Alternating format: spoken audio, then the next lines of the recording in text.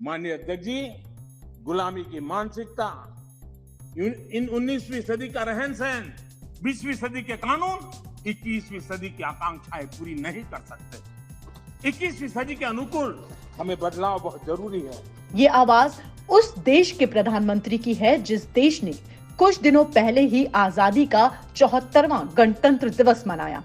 क्या आप जानते हैं आजाद भारत में किस गुलामी की बात कर रहे हैं देश के प्रधानमंत्री? क्या आप जानना चाहते हैं कि ऐसी कौन सी बेड़ियां हैं जिन्हें तोड़कर देश को 21वीं सदी का सपना देखा जा रहा है? ये गुलामी है देश में आज भी लागू उन काले कॉलोनियल लॉ की, जिसे लगातार हम अपने चैनल के जरिए आपके सामने रखते रहे हैं। जिस आईपीसी यानी कि इंडियन पिनल कोड पर देश का संविधान खड़ा है, उसे किसने, कब और क्यों बनाया था?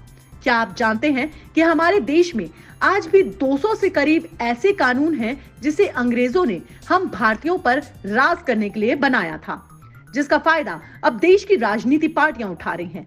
इतिहास में क्या आपने किसी भी अंग्रेज के खिलाफ कोई भी कानूनी कार्रवाई की कहानी सुनी? फिर वो चाहे हमारे देश के स्वतंत्रता सेनानियों की सरेआम हत्या का मामला हो या फिर जलियांवाला बाग जैसे जघन्य अपराध का। कभी किसी भी अंग्रेज को क्यों फांसी या फिर जेल की सजा नहीं हुई? कारण थे वे कानून जो अंग्रेजों ने बनाए थे और उसी कानून के जरिए भारत की जनता पर राज किया। आज जो सवाल आपके मन में चल रहा होगा वो ये कि आखिर क्यों फिर उन काले कानूनों को बदला नहीं गया? देश में पिछले 40 साल से राज कर रही सरकारों ने क्यों नहीं इस पर आवाज उठाई? लेकिन अब जब खुद देश के प्रधानमंत्री इन काले कानूनों से देश की जनता को आजाद करने की बात कर रहे हैं, तो आइए हम आपको बताते हैं कि इन अंग्रेजों द्वारा बनाए कानून कैसे आज भी दीमक की तरह देश को कुतर रहे हैं।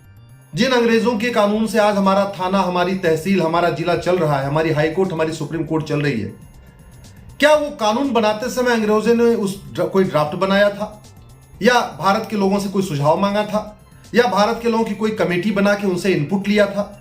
अरे ये सारे के सारे कानून लंदन में बनते थे, भारत में सीधे थोप दिए जाते थे। फिर ये वैध कैसे हो सकते हैं? संविधान निर्माताओं के पास समय नहीं था कि वो संविधान बनाने के साथ साथ सारे अंग्रेजी कानूनों को भी खत्म कर सके, इसलिए उन्होंने काम चलाऊं टेम्परेरी सारे जो अंग्रेजी कानून चल रहे थे उनको कंटिन्यू कर दिया, उनको अडॉप्ट कर लिया। ये तो ड्यूटी आजाद भारत की सरकार की है कि वो उन अंग्रेजी कानून से हमें छुटकारा दिलाए। लगातार हमारा चैनल देश में बढ़ते अपराध को रोकने के लिए जिन कानूनों को सख्त करने की मांग कर रहा था, जिसे लेकर 8 अगस्त को जंतर मंतर पर अंग्रेजी कानूनों की प्रतियां भी जलाई गई थी। लॉ स्ट्रीट भारत की सड़क से निकली वो आवाज आज प्रधानमंत्री की आवाज बनकर देश की संसद में गूंज रही है। वक्त कानूनी बदलाव का है। जुड़िए लॉ स्ट्रीट भारत की नई कानूनी क्रांति से।